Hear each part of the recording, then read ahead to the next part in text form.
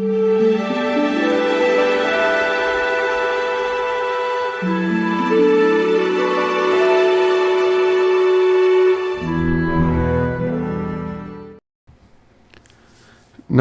அனைவருக்கும் வணக்கம். மீண்டும் ஒரு பதிவில் உங்களுடன் பேசுவதில் மிக்க மகிழ்ச்சி. புத்தகம் வாசிப்பதால் ஏற்படும் நன்மைகள், அதான் பெனிஃபிட்ஸ் ஆஃப் ரீடிங் புக்ஸ் அப்படின்னு ஃபஸ்ட் எபிசோடு நம்ம போஸ்ட் பண்ணியிருந்தோம். அதில் கொஞ்சம் ஜென்ரல் டாபிக் நம்ம பேசியிருந்தோம். காலையில் சீக்கிரம் எழுந்திக்கிறது முதல் பழக்கமாக வச்சுக்கிட்டு கொஞ்சம் புத்தகங்கள் படிக்கும் பழக்கம் இருந்தால் வாழ்க்கையில் நல்ல ஒரு மாற்றங்கள், முன்னேற்றம் கிடைக்கும் அப்படின்னு நம்ம பேசியிருந்தோம். அதில் முதல் பாயிண்ட் ஆன்மீக புத்தகங்களை வாசிப்பது அப்படிங்கிறத சொல்லிவிட்டு ஒரு டீட்டெயிலே நம்ம பேசாமல் போயிருந்தோம். ஏன்னா நாம் பார்த்துக்கிட்டு இருக்கிற இந்த மெக்கானிக்கல் லைஃப், இந்த ஜாப், உட்கார்ந்து முதல்ல புத்தகம் படிக்கணும் அப்படிங்கிற எண்ணம் வந்தாலே மிகப்பெரிய ஒரு விஷயம்.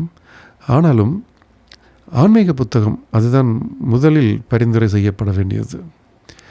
இரண்டாவது, சாதனையாளர்கள், வெற்றி பெற்றவர்கள் அப்படின்னு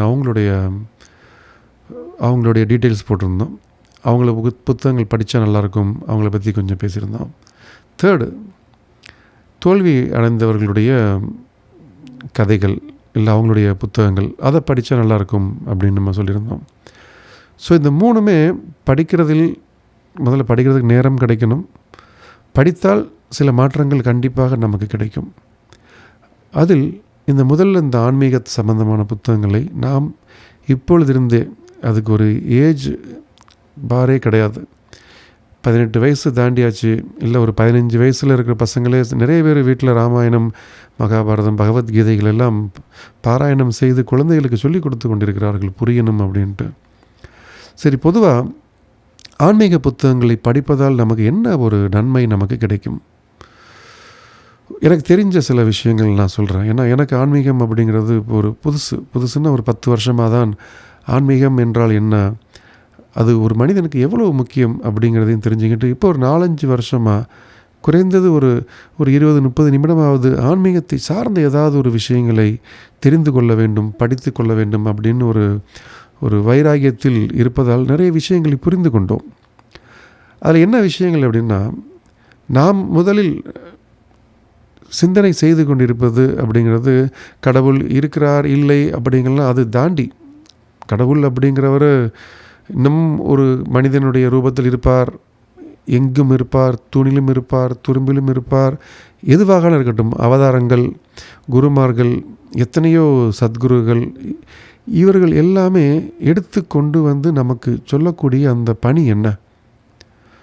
ஒவ்வொரு காலகட்டங்களிலும் சில குருமார்கள் ஏதாவது ஒரு விஷயத்தை சொல்லிக்கொண்டே தான் இருக்கிறார்கள்.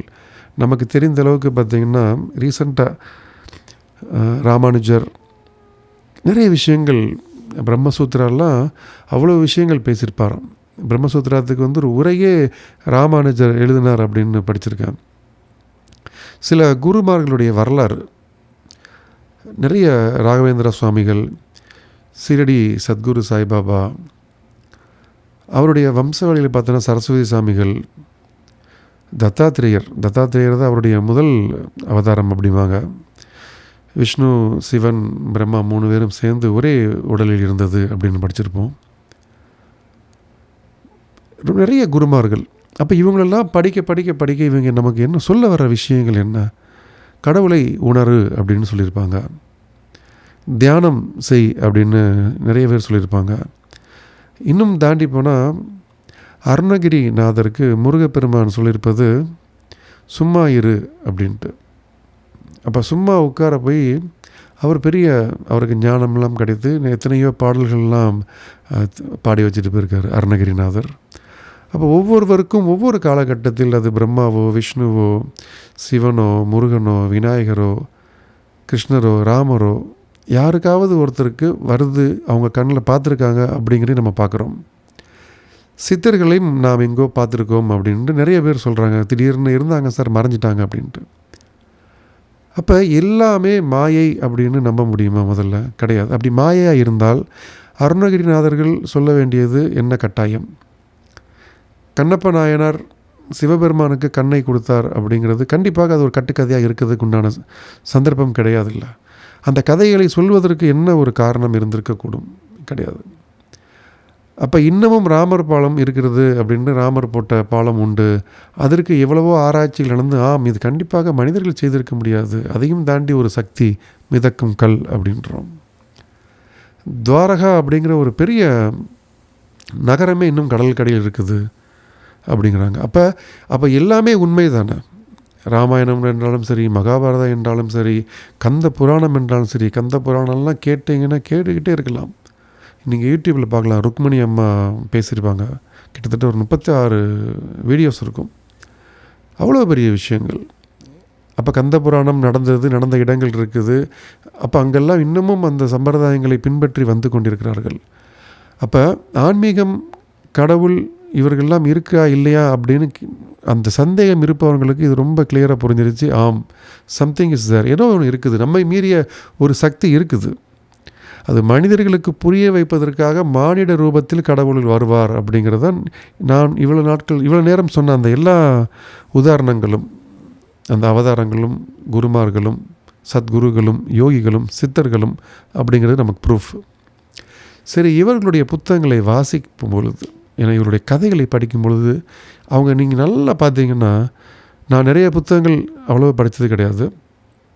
நான் யார் அப்படிங்கிற ரமண மகரிஷி அவருடைய புத்தகத்தை படித்திருக்கிறேன். பகவத்கீதை முழுவதுமாக படித்திருக்கிறேன். பகவத்கீதை படிக்கும்போது தான் நம்ம யார் அப்படிங்கிறதே தெரிய வந்துச்சு. நான் யார் அப்படின்னு கேள்வி கேட்டீங்கன்னா அவ்வளவு பதில்கள் நமக்கு கிடைக்கும். அதுதான் ரமண மகரிஷி சொன்னாங்க, இது நான் கிடையாது, காற்று நான் இல்லை, பஞ்சபூதங்கள் நான் இல்லை, எலும்பு பிண்டம் சதை நான் இல்லை, ஆத்மாவும் நான் கிடையாது. அப்போ நான் யார் அப்படிங்கிறத அந்த புத்தகத்தில் ரொம்ப தெளிவாக விளக்கம் கொடுத்துருப்பாங்க. பகவத்கீதையில் கேள்விகளுக்கு உண்டான அனைத்து பதில்களும் இருக்குது. நமக்கு என்னென்ன காலகட்டத்தில், நமக்கு எந்தெந்த சூழ்நிலையில் நமக்கு என்னென்ன கேள்விகள் வருதோ அது எல்லாமே நமக்கு ஒரு தெளிவான பதில் அந்த புக்கில் கிடைக்கும். சத்துவகுணம், ரஜோகுணம், தமோகுணம், உணவு பழக்கம் வழக்கம் எப்படி இருக்கணும், எல்லாமே அதில் தெரிஞ்சிருக்கும். அப்போ அதையும் படிக்கலாம். ஒரு உயிர் எவ்வளவு முக்கியம், ஒரு உயிரை நம்மால் உருவாக்க முடியுமா அப்படிங்கிறதெல்லாம் இந்த ஆன்மீகம் சார்ந்த விஷயங்களை படிக்கும் பொழுது நமக்கு புரிய வரும். எவ்வளவுதான் அறிவியல் முன்னேற்றம் அடைந்திருந்தாலும் ஒரு ஸ்டேஜில் நான் ரஜினிகாந்த் சார் ஒரு விஷயம் சொல்லும்போது நான் கேட்டிருக்கிறேன், யாராக இருந்தாலும் சரி, கடவுள் உண்டு இல்லை, நான் தான் பெரிய விஞ்ஞானி, எதுவாக இருந்தாலும் ஒரு சொட்டு இரத்தத்தை ஒருவர் செய்து காட்டிவிட்டால் அவர்தான் கடவுள் அப்படிம்பார். உண்மைதானே? செயற்கை இதயம் என்னென்னமோ கண்டுபிடிச்சாலும் நம்மால் ஒரு சொட்டு இரத்தத்தை தயாரிக்க முடியாது அப்படிங்கிறது தான், அதுதான் நிதர்சனம், அதுதான் உண்மை. அப்போ அதை கம்பேர் பண்ணும்போது கடவுள் இருக்கிறார் அப்படிங்கிறத நம்ம அட்லீஸ்ட் ஏற்றுக்கிட்டு தான் ஆக வேண்டும். அப்போ அந்த புத்தகங்கள் நமக்கு சொல்ல வருவது, நான் யார், வந்த காரணம் என்ன, எதற்காக இந்த பிறவி, எதற்காக நமக்கு இந்த இன்னல்கள், ஏன் இந்த துன்பத்தில் நாம் அடைபட்டு கிடக்கிறோம், ஏன் விடுபட வேண்டும், நம்முடன் இருப்பவர்கள் நம்முடனே வருவார்களா, மீண்டும் நமக்கு ஒரு பிறவி வேண்டுமா வேண்டாமா, அப்படி இருந்தால் எப்படி இருக்க வேண்டும் அப்படிங்கிற அந்த அனாலிசிஸ், பகுத்தறிவு. கடவுள் இல்லை அப்படின்னு சொல்லுவது பகுத்தறிவுன்னு சொல்ல முடியாது. இருக்காரா இல்லையா அப்படிங்கிறத ஆராய்ச்சி பண்ணணும். அதற்கு தான் நமக்கு இருக்கும் அந்த 6ஆம் அறிவு வேலை செய்யக்கூடியது. ஆராய்ச்சி பண்ணி எதற்காக வந்தோம் நாம் அப்படிங்கிறது தெளிவாக காட்டி கொடுக்கும். பற்றற்று இரு, எது நமக்கு தேடணுமோ கிடைக்கணுமோ அது கிடைக்கும் அப்படிங்கிறதுல உறுதியாக இருக்கணும். ஒன்று நமக்கு கிடைக்கல அப்படின்னா இதை விட இன்னும் ஒரு பெஸ்ட்டான விஷயங்கள் நமக்கு கிடைக்கும். இதெல்லாமே இந்த ஆன்மீகம் என்றால் என்ன அப்படிங்கிறதுல இருந்து இந்த வம்சாவளிகள், குரு பரம்பரைகள், இந்த ஸ்ரீபாத ஸ்ரீ வல்லபர் அப்படின்னு சொல்லிட்டு ஒருத்தர், ஆந்திர பிரதேசம் அப்படின்னு நினைக்கிறேன், தத்தாத்திரருடைய 2வது அவதாரம் அப்படிங்கம்மா, அவருடைய புத்தகத்தை படித்து பார்த்திங்கன்னா இந்த யோக முறைகள் எவ்வளவு முக்கியம் அப்படின்னு சொல்லியிருப்பாங்க. நிறைய யோக முறைகள் உண்டு. அப்போ ஒவ்வொரு புத்தகங்களும் கடைசியாக என்ன சொல்ல விரும்புது அப்படின்னா, ஒரு தியானமோ ஒரு யோகமோ செய், அதை நீ செய்யும் பொழுது உன்னுடைய மூச்சு காற்றை உன்னால் அடக்கி கொண்டு மூச்சை உன்னால் சேமித்து வைக்க முடியும். அதை சேமிக்கும் பொழுது உனக்கு ஞானம் என்பது பிறக்கும். இந்த ஞானம் பிறக்கும் பொழுது நீ யார் என்று உணர்வாய், ஆரோக்கியமாக வாழலாம். வாழ்ந்து கொண்டிருக்கும் வாழ்க்கை ரொம்ப சுவாரஸ்யமாக அமையும், சந்தோஷமாக இருக்கலாம், வந்த வேலையை நிம்மதியாக செய்துவிட்டு போகலாம், செய்து கொண்டிருக்கும் வேலையை சந்தோஷமாக திருப்தியாக விருப்பப்பட்டு செய்யலாம் அப்படிங்கிற ஒரு அறிவுரை இந்த ஆன்மீக புத்தகங்களை படிக்கும்பொழுது நமக்கு வரும். ஒரு 10 நிமிஷம், நான் மீண்டும் சொல்கிறேன், இது யார் எந்த புக் எடுத்து படிக்கணும் அப்படிங்கிற ஒரு கட்டாயம் எல்லாம் கிடையாது. ஆன்மீகம் அப்படின்னு தெரிந்தால் எது வேண்டுமானாலும் எடுத்து படிங்கள், அதில் விஷயம் இருக்கும். அது பகவத்கீதை என்றாலும் சரி, பைபிள் என்றாலும் சரி, குரான் என்றாலும் சரி, கண்டிப்பாக அதில் ஒரு விஷயம் நமக்கு தூதர்கள் சொல்லி கொண்டிருப்பார்கள். கடவுள் நமக்கு சொல்ல வர வேண்டிய விஷயத்தை இவர்கள் நமக்கு சொல்லுவார்கள், இப்படி தான் வாழ வேண்டும் என்று. அப்படி வாழ வேண்டும் என்று நாம் கற்றுக்கொண்டால் வாழும் வாழ்க்கை சந்தோஷமாக, நிம்மதியாக, தெளிவாக இருக்கும். முகத்தில் எப்பொழுதுமே ஒரு சிரித்த முகத்தோடு இருப்பதற்குண்டான அனைத்து சந்தர்ப்பங்களும் இந்த ஆன்மீகத்தை ஒருவன் உணரும் பொழுது அவருக்கு கிடைக்கும். அதுதான் நான் சொன்ன அந்த பெனிஃபிட்ஸ். ஒரு ஸ்பிரிச்சுவல் புக், ஒரு ஆன்மீக சம்பந்தப்பட்ட எத்தனையோ புக்குகள் உண்டு. அகத்தியர் 12,000, போகர் 7,000, பெரிய புராணம். சரி, இன்னும் கொஞ்சம் முன்னாடி போய் பார்க்கணுனாலும் நீங்கள் ராமாயணம் மகாபாரதமே தாராளமாக எடுத்து படிக்கலாம். அப்படி இல்லை அப்படின்னா ஒரு குறிப்பாக சிம்பிளாக முடிக்கணும்னா பகவத்கீதையை படிக்கலாம். 700 ஸ்லோகங்கள். ஒரு நாளைக்கு ஒரு ஸ்லோகம் படித்தாலே நமக்கு அதை முடிக்கும் பொழுது அவ்வளவு தெளிவான விஷயங்கள் நமக்கு தெரிய வந்துடும். இப்போ நான் யார் அப்படின்னு ரமண மகரிஷி எழுதின புக்கு ரொம்ப சின்ன புக்கு, பாக்கெட்டில் வச்சு கொண்டு போயிடலாம். 23 கேள்வியோ 29 கேள்விக்கு அவ்வளவு அழகான ஒரு பதில் கொடுத்துருப்பாங்க. அதையும் இன்னும் தெளிவாக புரிஞ்சுக்கணும் அப்படின்னா அகவல்கள், அருட்பெரும் ஜோதி, ஜோதிதான் கடவுள் அப்படின்னு சொல்லிட்டு போன வள்ளலார் பெருமான் நாம் வாழ்ந்த சமகாலத்தில் வாழ்ந்திருக்காரு, அதை படிக்கலாம். இல்லை பரமஹம்சர் யோகானந்தர் எழுதின ஒரு சுயசரிதை, ஒரு யோகியின் சுயசரிதை, அதில் ஒரு சில குருமார்களை பற்றி பேசியிருப்பார். கடவுள் எல்லாம் ஒன்று தான், ஜீசஸும் மகாவதர் பாபாஜியும் சமகாலத்தில் வாழ்ந்தார்கள் அப்படின்னு சொல்லி அதுக்கு நிறைய ப்ரூஃப்லாம் கொடுத்துருப்பாரு. அதை படிக்கலாம். படிக்கும்போது நமக்கு தெரிய வரும் என்ன விஷயம், நாம் ஏன் வந்தோம், எதற்கு வந்தோம், ஆரோக்கியமான வாழ்வதற்கு நாம் என்ன செய்ய வேண்டும், என்ன உணவு முறையை நாம் மேற்கொள்ள வேண்டும் அப்படிங்கிற விஷயத்தை நம்ம தெரிந்து கொள்ளும் பொழுது வாழ்க்கை சந்தோஷமாக அமையும். அதற்குத்தான் ஆன்மீக புத்தகங்களை படித்தால் வாழ்க்கை நன்றாக இருக்கும் அப்படிங்கிறதுக்கு அது ஒரு உதாரணம். ஒரு 10 நிமிஷம் முடிந்தளவுக்கு படித்து பாருங்கள். கிட்டத்தட்ட ஒரு 12 நிமிஷம் பேசியிருக்கிறோம்.